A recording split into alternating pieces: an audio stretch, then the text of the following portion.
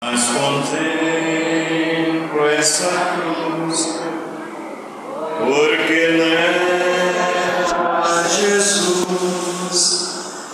deu a vida por mim, pecador. Sim, eu amo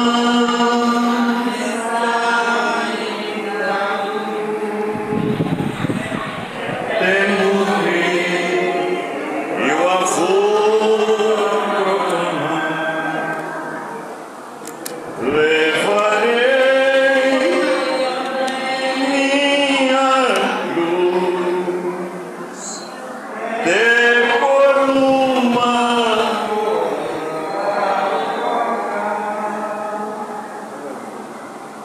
Lucas 23. Glória a Jesus.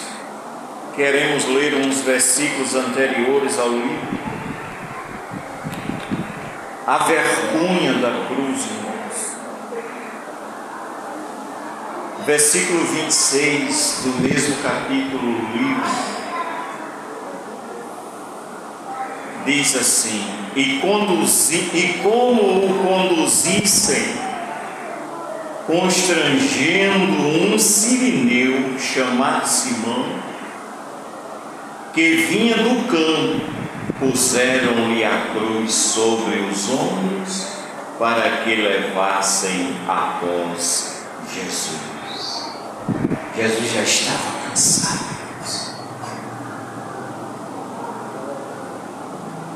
Isso era sexta-feira, por isso sexta-feira da paixão, do sofrimento. Jesus havia sido preso no dia anterior.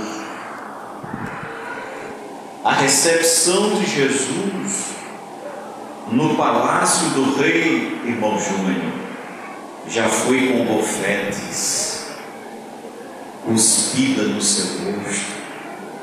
Daí a pouco, irmão Edson, e agora? Edson jovem e também Edson adulto. Daí a um tempo já encravaram sobre a sua cabeça uma coroa, irmão Francisco, mais disso. A vergonha da cruz. Diz os estudiosos que a surra, popularmente falando, a pisa que deram em Jesus é com um chicote de nome azorrague, se não me engano, que tem cerca de 5 a 6 pontas, fiapos. Em cada ponta, ora tem ponta de osso, ora tem ponta de ferro, outra tem ponta de alguma coisa que corta. Por isso, presbítero George, a expressão do profeta Isaías, a Deus agradou moê-lo, porque, queridos, diz que o homem, ao chicotear um crucificado, que quando ele solta o chicote, cava nos pinhaços, ou aqui, ó, na parte das costelas, a pessoa está de costas, o chicote laça aqui, e essas pontas de ferro, de coisas pontiagudas,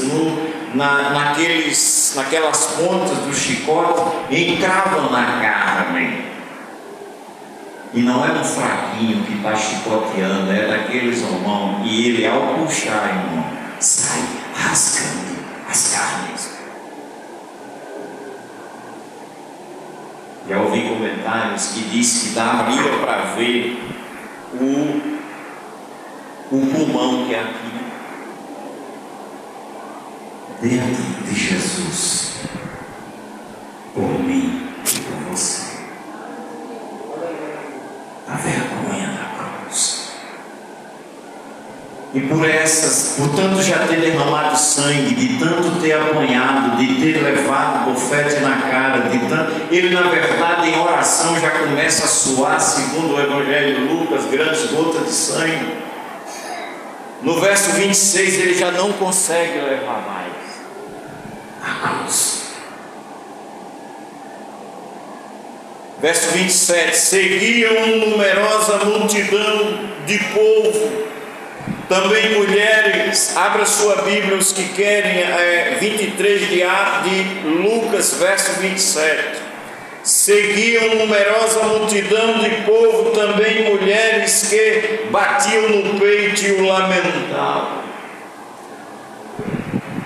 Verso 28, porém Jesus, voltando-se para ela, disse: filhas de Jerusalém, não chorem por mim, meu Deus. Com essa pequena descrição que fiz, irmão, Jesus já está só um bagaço. E ele vê, irmão Júlio, mulheres chorando por ele, e ele ainda tira a força para dizer: não chore por mim, não.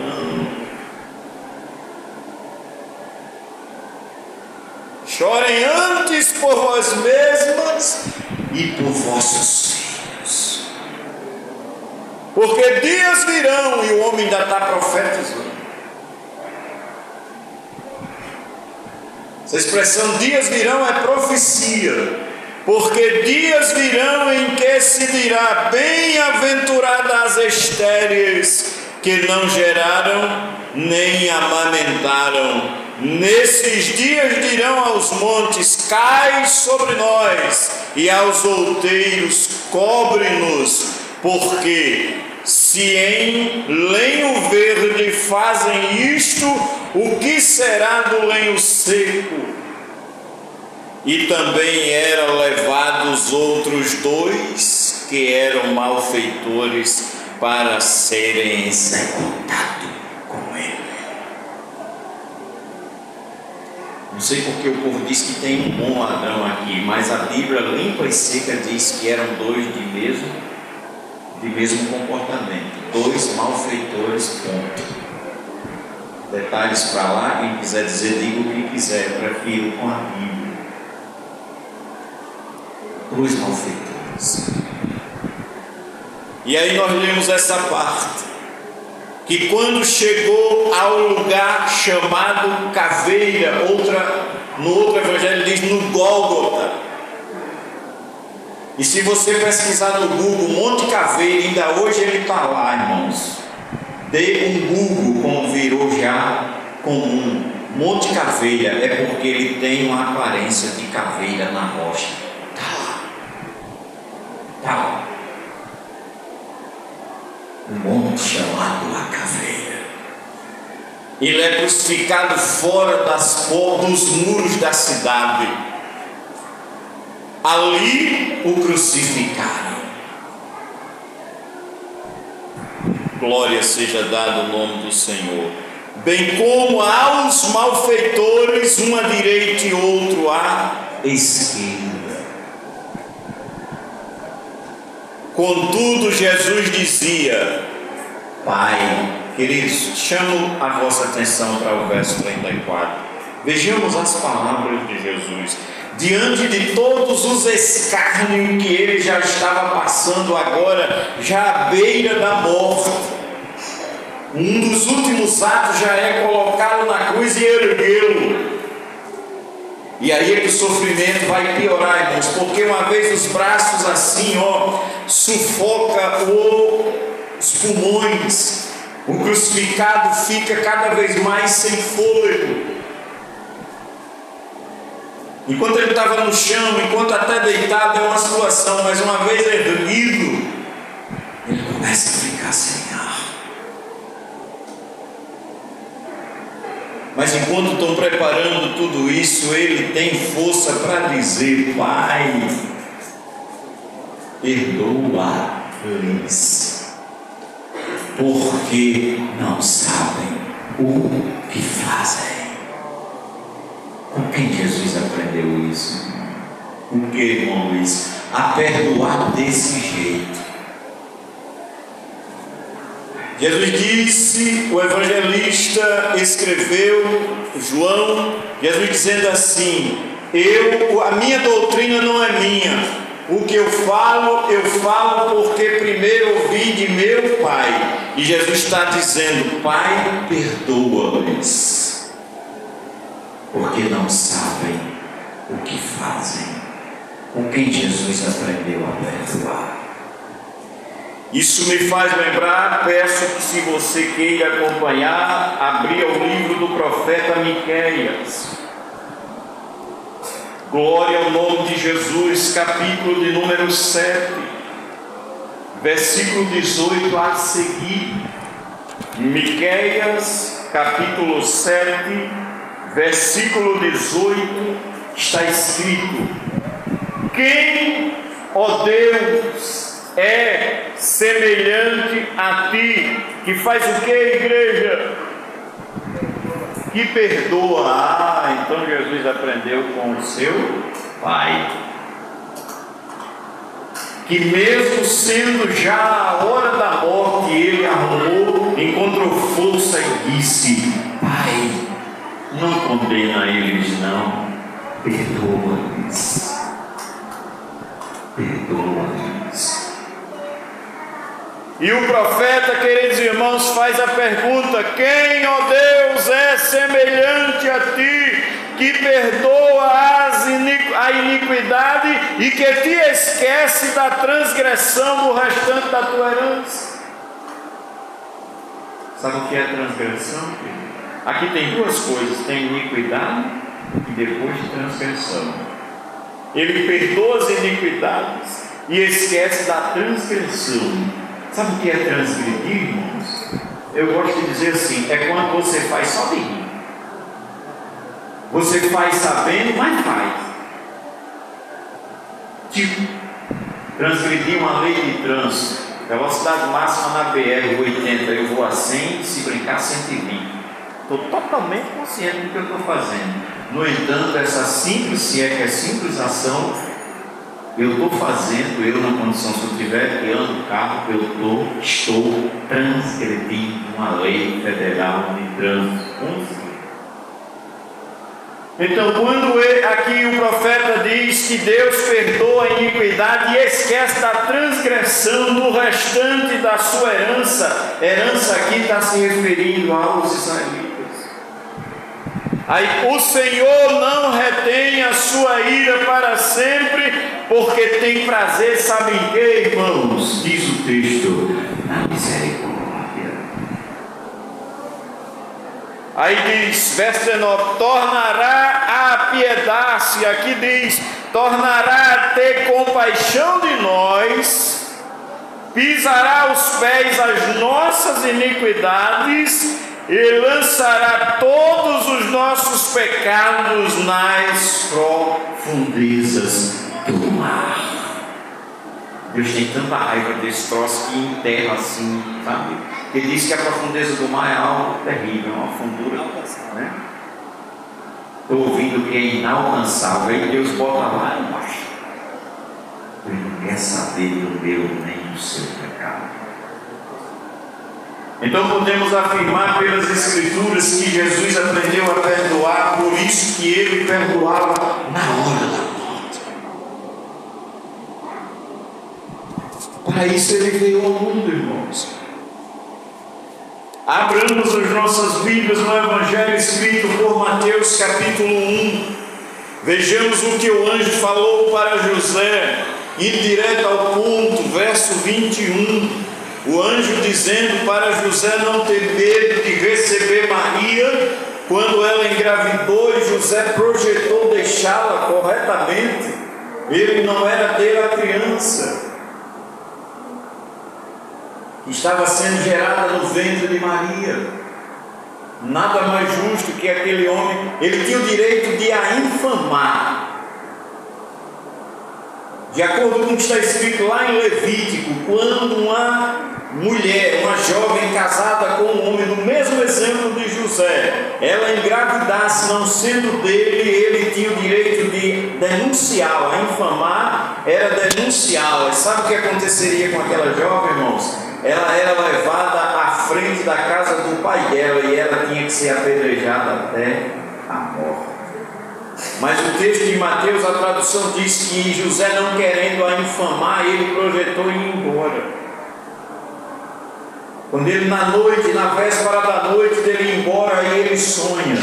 O anjo vem a ele e diz: José, não tenha medo de receber Maria, sua mulher, porque o que nela está gerado é do Espírito Santo. Verso 21. Ela dará à luz um filho, lhe porás o nome de Jesus, porque ele salvará o seu povo dos seus pecados. Podemos substituir salvará, porque ele perdoará o seu povo dos seus pecados. Podemos dizer que Jesus nasceu para salvar. Pronto, nasceu o menino. A partir dos 29 anos, com cerca de 30 anos, João Batista, que já foi mencionado há pouco pelo presbítero George, está exercendo o que lhe foi ordenado fazer, isto é, João Batista está no Jordão batizando. De repente, ele ergue a cabeça e vê um jovem de quase 30 anos vindo em sua direção. Quem conta isso é o evangelista João, no capítulo 1, verso 29. Quando Jesus vai se aproximando, João viu um sinal que Deus havia dito a ele sobre aquele que vires descer em forma corpórea de uma pomba. O Espírito Santo é ele, o Cordeiro que tira o pecado do mundo. E João disse: e eu vi e não neguei, eis aí o Cordeiro de Deus que tira o pecado do mundo. Ao sair da água, entra no deserto 40 dias e 40 noites sem comer e sem beber. Depois disso teve fome, vence o tentador e começa seu ministério. No capítulo 2 do Evangelho escrito por Marcos, vamos ver Jesus com tanta vontade de perdoar, irmãos, que ele vai direto ao ponto. Abra sua Bíblia, Marcos 2, assim está escrito: dias depois entrou quem, irmãos? Dias depois entrou Jesus de novo em Cafarnaum. Eu estou lendo Marcos 2. E logo correu que ele estava em casa. Versículo 2: muitos afluíram para ali, tantos que nem mesmo junto à porta eles cabiam, eles achavam lugar. Anunciava-lhes, olha o que Jesus fazia, irmãos. Jesus anunciava-lhes o que? A palavra. Versículo de número 3: alguns foram ter com ele, conduzindo um paralítico levado por 4 homens, e não podendo aproximar-se dele por causa da multidão. Irmãos, esses homens fazem uma coisa inusitada. Irmão, era tanta gente que não dava. Sabe aquela coisa que a gente diz, cheio de gente entupido, como a gente diz aqui no Nordeste? Estava a casa. Aí vem um homem numa padiola, num leito, numa cama, parecida com aquelas, né, que aqueles jogadores ao cair no campo saem conduzido. Aí não vai dar, irmão. Uma pessoa só já era praticamente impossível entrar naquela casa. Ah, não tem como entrar não? Olha o que eles fazem, verso 4: e não podendo aproximar-se dele por causa da multidão, descobriram o eirado, descobriram o telhado da casa, irmão. Pense nessa cena. Jesus está dentro de casa, está ensinando a palavra, digamos como a gente está aqui lendo a palavra nesse momento, e um ribuliço aqui em cima, tirando telha, quebrando calho, porque uma cama, irmão, uma cama daquela, eu suponho, é quase o tamanho de uma porta dessa, o tamanho do buraco, se tiver as ferramentas que irmão Júlio tem, serra elétrica, ponteiro, não sei o que lá, ele não tinha aquilo não, provavelmente. Então o buraco deve ter ficado maior que 2 por 1. Para descer aquela cama com cordas, para ficar onde Jesus estava. Nós já tínhamos chamado a polícia a tempo, ainda tem mais um policial aqui. A cena é essa. Jesus está pregando e eles estão fazendo um ribuliço em cima da casa. Você está lendo na sua Bíblia aí? Estão tirando as telhas, estão tirando, e há quem diga que não era nem telha, mas vamos aqui, vamos ser telha, já dá um ribuliço. Aí diz o que, irmãos? ao ponto correspondente em que ele, Jesus, estava fazendo uma abertura, abaixaram o leito em que aquele paralítico, aquele doente estava. Imagina a cena descendo assim, diante de Jesus. Olha o que sai da boca de Jesus, vendo o verso 5. O evangelista diz: e vendo-lhes a fé. Se você tiver com medo da revista corrigida, você está lendo: e vendo a fé deles. Não é assim? Em algumas. E vendo-lhes a fé, Jesus disse ao paralítico: olha que vai sair da boca de Jesus. Lembra, ele era paralítico, estava doente, e quem colocou ele ali queria ver ele andando. Mas a primeira palavra que Jesus diz, na versão que eu estou lendo, diz: filho. Aleluia. Filho. E o que vem a seguir, irmãos? Os teus pecados te são perdoados. Você viu aqui nos versos anteriores aquele homem pedir perdão? Na Bíblia que eu estou lendo não tem, provavelmente na sua também não vai ter. Está dizendo que ele estava arrebentando com o telhado e querendo ver o seu companheiro curado. Aí Jesus contraria todo mundo e diz: filho, os teus pecados te são perdoados. Lembra que o anjo disse: ela dará à luz do filho, lhe porás o nome Jesus, porque ele salvará o seu povo dos seus pecados. Sim, irmão, paralisia deve ser horrível, mas pior que a paralisia era o pecado na vida daquele homem.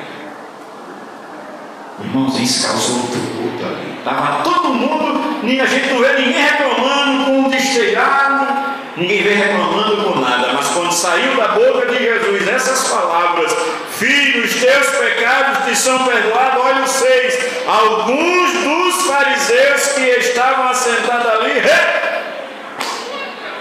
está repreendido, eu não aceito isso aí. Ninguém. Quem é esse camarada que está dizendo que pode perdoar o pecado?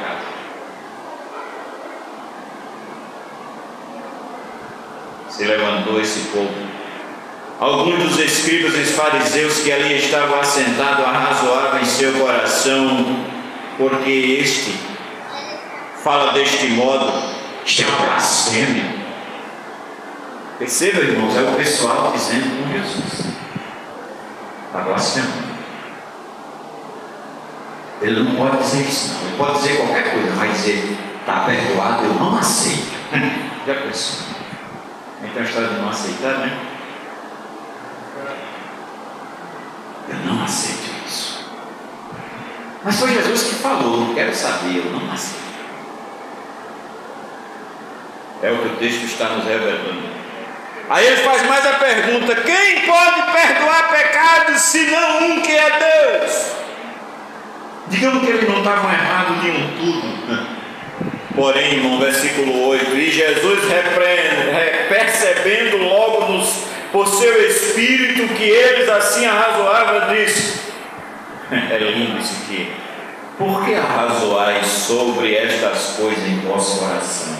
Querido, é porque eu quero adiantar e preciso adiantar. Mas eles dizem aquilo não é com voz audível, não é falando. Eles murmuraram no coração. E Jesus percebeu pelo Espírito que estava no coração dos camaradas. Aí ele vai e fala: por que você está pensando nisso aí? Aí alguém ficou assim: opa. Por quê? Aí Jesus continua: qual é mais fácil dizer ao paralítico: estão perdoados os teus pecados, ou dizer: levanta-te, toma a tua cama e anda, ou o teu leito? Aí Jesus diz, verso 10: para que saibais que o Filho do Homem tem sobre a terra a autoridade para perdoar pecados, disse ao paralítico: eu te mando, levanta-te, toma o teu leito e vai para a tua casa. Isso é Jesus exercendo a missão que lhe foi dada. O que? Perdoar pecados. Perdoar pecados. Tem vários exemplos. Capítulo 7 de Lucas. Glória a Deus. Você está imaginando, e aquele se junte à pregação e vá se alegrando. Eu estou fazendo a minha, faça a sua. e no final vai dar tudo certo. Eu estou lembrando de, aleluia, capítulo 7, esse exemplo, irmão, do capítulo 7 de Lucas, aquela mulher pecadora, lembra, que entrou, que fez aquele movimento todo, aquela mulher perturbou aquela reunião. Mas vamos direto ao ponto, irmãos, versículo de número 47. Por isso te digo, perdoados lhes são os seus muitos pecados. Olha, irmão, Jesus disse, ela tem muito pecado, eu sei, mas os muitos pecados dela são perdoados. Sabe por que nós estamos aqui, irmãos? Porque nós também fomos perdoados. Glória a Deus. Porque ela muito amou, mas aquele a quem pouco ama, quem pouco se perdoa, pouco ama. Então disse a ela, primeiro Jesus falou para o Simão, verso 48, Jesus está falando diretamente à mulher. Então disse a mulher, perdoados são os teus pecados. Mais uma vez Jesus exercendo a sua missão. E os que estavam com ele à mesa começaram a dizer entre si, quem é este que até perdoa pecado? Percebe, irmãos, que a doutrina do pecado incomoda as pessoas? Incomodou lá. Percebe, lembra, ninguém se incomodou com arrebentar o telhado, que era uma cena inusitada, ninguém disse nada, mas quando Jesus disse, homem, ou melhor, filho, os teus pecados estão perdoados, aí disse, isso não. Quebrar telhado pode, desculhambar essa casa todinha, agora dizer que está perdoado, não. Aí percebe aqui, irmão, se você for ler a história da chegada de Jesus na casa de Simão, acontece muita coisa e está todo mundo só olhando, só espiando, só acompanhando, ninguém diz nada. Mas na hora que Jesus disse, mulher, os teus pecados te são perdoados, aí diz assim, os que estavam com ele à mesa começaram a dizer entre si, quem é esse que até perdoa pecado? Não, está errado isso aqui. Jesus estava tão somente exercendo a sua principal missão. Lembra, o anjo disse, ele vai ter o nome de Jesus porque ele vai salvar o povo dos terríveis pecados. Se a pessoa, você está fazendo uma coisa que Deus lhe mandou fazer, e o cara vai dizer, está errado. É o que ele estava fazendo isso.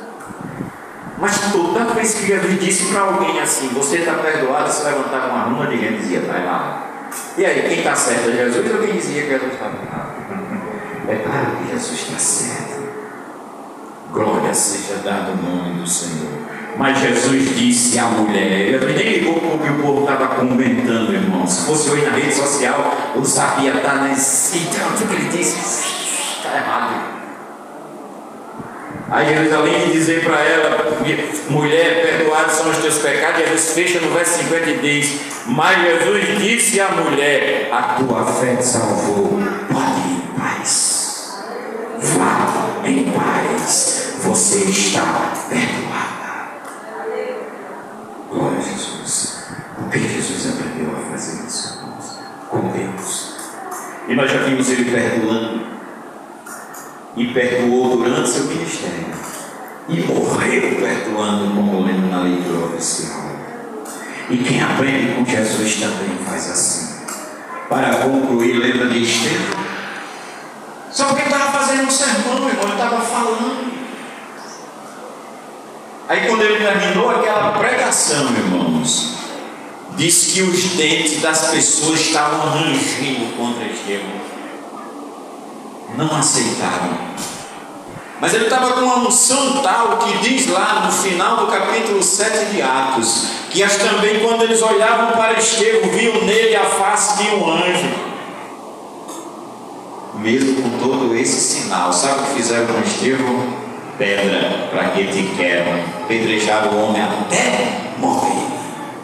Mas antes de morrer, a oração que Jesus fez, Estevão fez. Estevão disse que a ele levanta a pedra batendo, ele olhando para os céus, disse que ele vê os céus abertos e vê Jesus em pé, à direita de Deus. Aí ele faz a mesma oração e disse, Senhor, não lhe imputes estes pecados. Ou seja, aqueles que estão me apedrejando, não atribua pecado a eles não, ou seja, perdoa-lhes. E morreu Estevão. Que Deus nos abençoe, irmãos, que aprendamos com Estevão e principalmente com Jesus. Que Deus nos abençoe. Aleluia. Glória a Deus. Louvado seja Deus. Aleluia. Escala do fogo.